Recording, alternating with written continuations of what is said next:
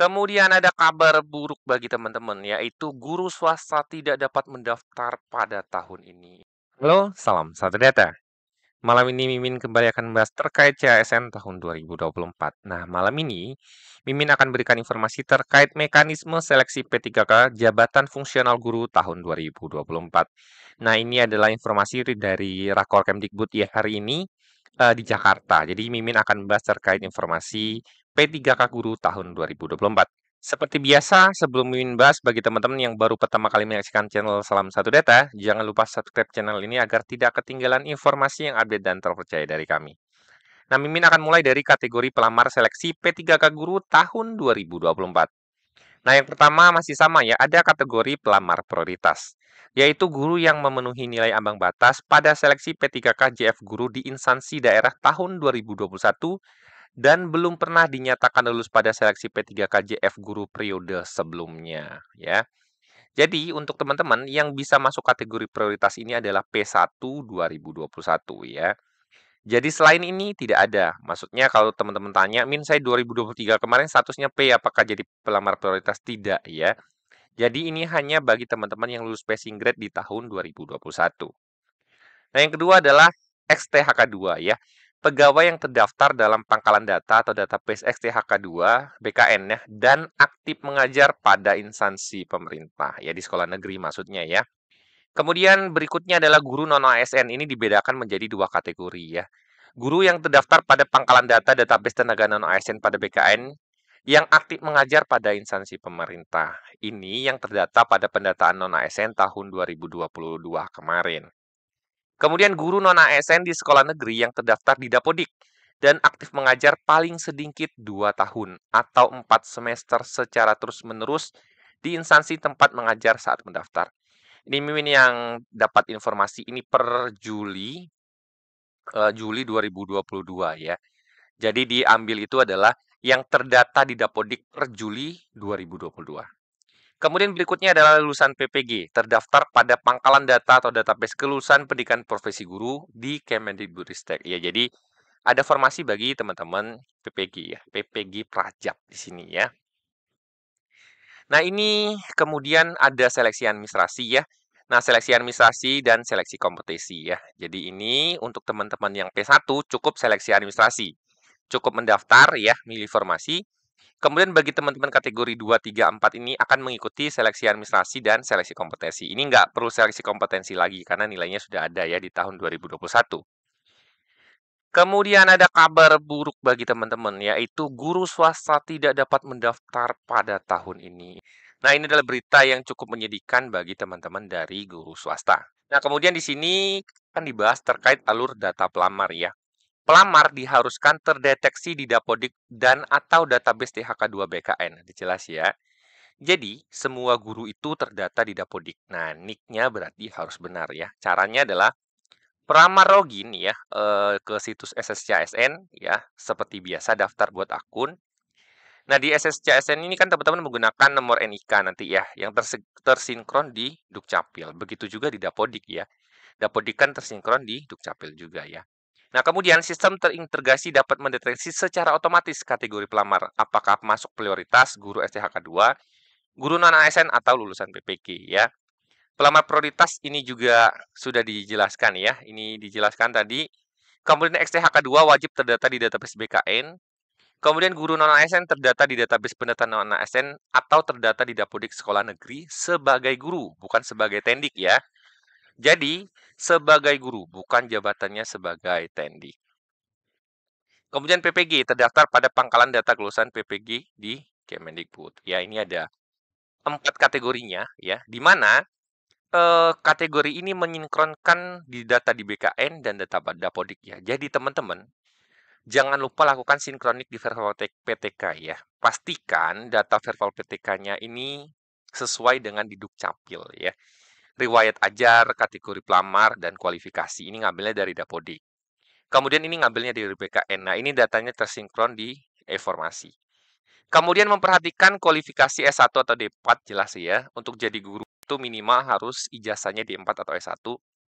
Jenis sertifikasi Kemendikbud sesuai dengan Permendikbud 16 2019. Ini untuk afirmasi ya bagi teman-teman yang punya serdik.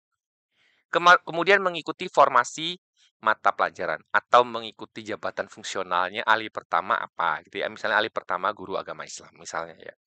Jadi ini adalah alur data pelamar untuk seleksi P3 ke guru tahun 2024. Nah, ini untuk kategori pertama adalah pelamar prioritas ya. Dalam hal terdapat pelamar prioritas yang berasal dari luar instansi pemerintah atau dari sekolah swasta. Nah, di tahun 2021 itu kan teman-teman swasta boleh daftar ya. Disyaratkan memiliki surat izin untuk melamar pada seleksi P3 KJF guru di instansi daerah tahun anggaran 2024 dari kepala instansi atau lembaga atau yayasan. Ini ada tanda bintangnya ya, nanti kita bahas. Di mana pelamar prioritas terdata aktif di sekolah negeri. Ini yang pertama ya. Persyaratan tambahan, upload surat keterangan mengajar dari kepala sekolah.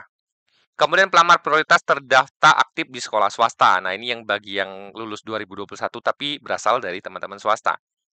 Upload surat izin mengikuti seleksi P3K dari yayasan. Kemudian pelamar prioritas tidak terdata aktif di Dapodik, THK 2 non-Dapodik, PPG, dan guru non-aktif. Upload surat izin mengikuti seleksi P3K dari Dinas Pendidikan. Ya, maksudnya adalah misalnya teman-teman tuh saat itu adalah posisinya pelamar prioritas. Keterimanya dari swasta, tapi dari swasta teman-teman tuh sudah dikeluarkan misalnya karena tidak boleh mengajar lagi atau tidak diberikan izin ya. Jadi teman-teman bisa mengupload surat izin itu dari Dinas Pendidikan. Jadi hubungi Dinas Pendidikan untuk mendapatkan izin. Untuk kasus teman-teman yang di swasta tapi sudah dikeluarkan dari Dapodik atau sudah dikeluarkan dari yayasan ya, misalnya tidak mengajar lagi. Pelamar prioritas hanya perlu untuk mengikuti proses seleksi administrasi, sedangkan seleksi kompetensi menggunakan nilai dari tahun 2021. Ini sudah jelas ya. Nah, ini adalah urutan penempatan kategori pelamar ya. THK 2, honorer negeri, lulusan PPG, honorer swasta. Kemudian untuk guru XTHK 2 ya, terdaftar dalam pangkalan data database XTHK 2 BKN, terdata di Dapodik dengan jenis PTK guru dan berinduk di sekolah negeri ya. Jadi kalau teman-teman mengajar di 2 sekolah, ini wajib induknya di sekolah negeri. Melampirkan surat keterangan mengajar dari kepala sekolah saat pendaftaran. Pelamar STHK 2 non-guru atau terdaftar di Dapodik sekolah swasta tidak dapat mendaftar ya. Jadi kalau posisinya saat ini adalah bukan sebagai guru dan dia posisinya mengajar di swasta, ini tidak dapat mendaftar ya. Ini adalah keterangan terkait STHK 2-nya, ini juga cukup jelas. Kemudian yang ketiga adalah guru non-ASN ya. Guru non-aparatur sipil negara itu terdiri dari 2 ya. Guru non-ASN pendataan BKN, terdaftar di pendataan non-ASN BKN dan terdata di Dapodik sebagai guru sekolah negeri. Melampirkan surat keterangan mengajar dari kepala sekolah saat pendaftaran. Jadi tahun 2022 kemarin ketika teman-teman sudah berhasil ikut pendataan non-ASN BKN, masuknya ke yang ini. Tapi kalau tahun 2022 teman-teman nggak ikut karena misalnya berkasnya tidak sesuai, masa kerja belum cukup, masuknya yang ini ya. Guru non-ASN Dapodik terdata di Dapodik dengan jenis PTK guru dan berstatus di sekolah negeri ya.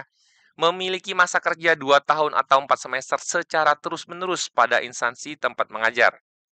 Masa kerja dihitung berdasarkan data Dapodik oleh Kemdikbud. Nah, yang dimaksud itu adalah ini terhitung ketika teman-teman sudah terdata atau masuk di Dapodik ya. Misalnya, teman-teman itu sebenarnya sudah ngajar di sekolah dari tahun 2020 gitu ya. Tapi teman-teman baru masuk di Dapodik tahun 2023. Nah, tetap saja yang dihitung itu teman-teman terdata di Dapodiknya tahun 2023. Walaupun SK-nya 2020 ya, karena perekamannya ini diambil berdasarkan data Dapodik. Kemudian melampirkan surat keterangan mengajar dari kepala sekolah pada saat pendaftaran. Ini juga sama seperti tahun sebelumnya ya. Kemudian untuk lulusan PPG, Pendidikan Profesi Guru, lulusan PPG yang dapat melamar adalah lulusan PPG Prajab yang belum terdaftar di data Dapodik. Jadi untuk teman-teman PPG, ada yang tanya sama Min, Daljab bisa nggak? Tidak ya, jawabannya yang bisa melamar adalah PPG Prajab yang belum terdaftar di Dapodik, jadi belum ada di Dapodik saat ini. Pelamar kategori lulusan PPG dapat memilih untuk melamar pada instansi pemerintah yang membuka formasi P3K Guru. Karena teman-teman ini belum terdata di Dapodik, teman-teman bisa melamar formasi di daerah mana saja yang buka formasi P3K Guru ya. Nah, kemudian ini adalah untuk P3K Guru, keempat kategori ini ya akan login dan mendaftar di akun SSC ASN ya, melakukan pendaftaran, kemudian melakukan seleksi administrasi atau mengupload seleksi administrasi. Nah, ini akan diperiksa oleh pemerintah daerah ya. Nah, kemudian ada masa sanggah juga ini ya, dicek berkasnya. Jika teman-teman lulus, baru teman-teman akan mengikuti seleksi kompetensi menggunakan CAT. Materi tesnya SJT ya, Situational Judgment Test. Ini sama seperti tahun kemarin. Kemudian baru pengumuman instansi ya, pengumuman hasil seleksi, kemudian ada sanggah, kemudian ada pengumuman masa sanggah. Ini sama prosedurnya ya. Nah, ini yang bagian paling penting adalah urutan pemenangnya ya. Jadi, kalau ditemukan misalnya eh, pemenang pertama, formasinya ada 4 ya. Ada satu pelamar dari pelamar P1 atau pelamar prioritas. Maka dia akan mengisi formasi itu terlebih dahulu. Kemudian ada guru XTHK2. Walaupun nilainya lebih besar guru misalnya yang keempat atau yang ketiga ini ya, yang keempat atau ketiga ini, tapi XTHK2 akan mengisi posisi yang kedua ya. Nah, begitu juga yang ketiga ya. Walaupun ini lebih kecil nilainya dari yang ini, yang akan tetap dipakai adalah pegawai yang ini. Ya, dan sampai seterusnya. Jadi, yang akan menjadi prioritas tetap yang poin 1 atau PPG, lulusan P1 tahun 2021 ya. Kemudian untuk materi seleksi dan afirmasi ya. Seleksi kompetensi pada seleksi ASN guru P3K meliputi seleksi kompetensi teknis, manajerial, sosial kultural, dan wawancara. Nah, di sini teman-teman bisa lihat untuk penilaiannya ya.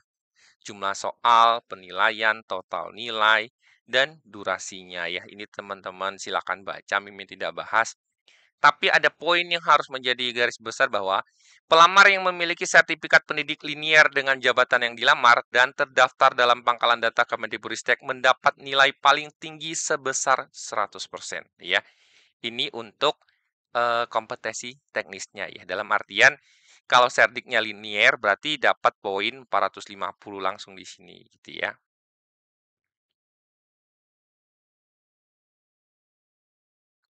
Kemudian untuk kualifikasi akademik ini ada dilihat di poin 1 ya. Pelamar pada seleksi P3 KJF guru wajib memiliki kualifikasi pendidikan paling rendah sarjana ya, S1 atau diploma 4 dan atau sertifikat pendidik dengan merujuk surat edaran GTK Kemendikbudristek nomor 1311 ini ya.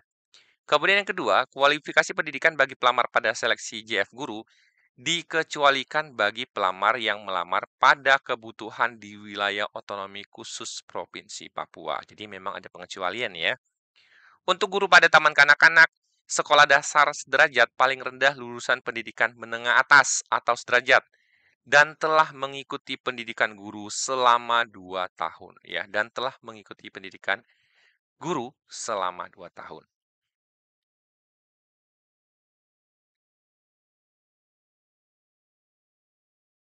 Kemudian yang terakhir adalah ketentuan bagi pelamar disabilitas. Penyandang disabilitas rungu tidak dapat melamar ke kebutuhan P3K JF Guru Bahasa Indonesia atau JF Guru Bahasa Inggris. Penyandang disabilitas daksa tidak dapat melamar ke kebutuhan P3K pada JF Guru Pendidikan Jasmani, Olahraga, dan Kesehatan. Penyandang disabilitas netra tidak dapat melamar ke kebutuhan P3K pada JF Guru Seni Budaya Keterampilan.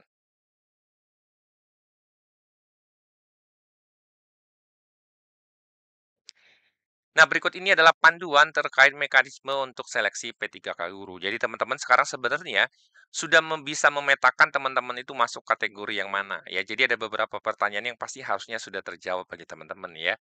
Apakah yang ini, yang ini, yang ini, yang ini. Nah, teman-teman tinggal lihat formasi yang dibuka di masing-masing instansi daerah teman-teman itu seperti apa. Yang jelas memang ini hanya bagi guru yang mengajar di sekolah negeri ya saat ini. Jadi tahun ini tidak bisa diikuti dari teman-teman guru swasta. Demikian informasi yang dapat Mimin sampaikan. Semoga bermanfaat. Jika ada pertanyaan silakan komen di kolom komentar. Salam satu data.